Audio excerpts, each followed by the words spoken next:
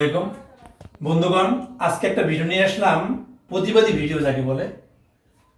আপনি দেখতে পাচ্ছেন, এই যে আমি প্রিন্ট করে নিয়ে আসছি কসাই মোদির ছবি।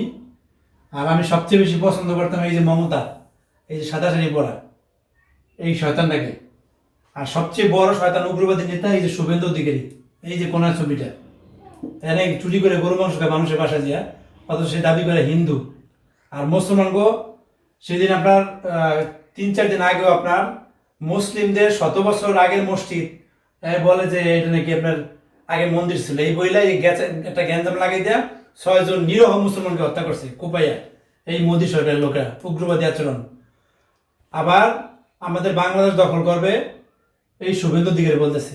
আর মমতা বলতেছে বাংলাদেশে নাকি আপনার বাংলাদেশ সরকার নাকি নিয়ন্ত্রণ করতে পারছে না আইন প্রশাসন, হিন্দুরা নির্যাতিত হচ্ছে, সংখ্যালঘু নির্যাতিত হচ্ছে। এদেরকে শান্তিরক্ষা বাহিনীতে লোক পাঠানোর জন্য, জাতিসংঘকে বলার জন্য। বাংলাদেশে কোনো সংখ্যালঘু নির্যাতিত হয় নাই, মিথ্যা কথা বানোয়ার। এটা ইন্ডিয়ার মিডিয়ার প্রচার করছে। আর এই কসাই মোদি এর আগে এসে বাংলাদেশের মানুষ হত্যা করছে। এই কসাই মোদি সীমান্তে এখন আমাদের মুসলমান ভাই হিন্দুদের পর্যন্ত কসাই মোদি সীমান্তে হত্যা করে। আজকে দেখলাম যে ভারতে আপনার আমাদের ডক্টর ইউনূসকে অসম্মান করা হয়েছে, জুতা দিয়ে বাইরে তার ছবি টাঙ্গিয়া। তা আমি এটার প্রতিবাদ স্বরূপ আজকে ওদেরকে জুতা দিয়ে বাইরাবো। আপনারা এই ভিডিওটা শেয়ার করবেন যত পারেন। মোদি মোদি মোদি, মমতা মমতা, এই হলো শুভেন্দু সবচেয়ে বেশি খারাপ করতে যে শুভেন্দুকে জুতা দিয়ে বেশি বেরাইলাম।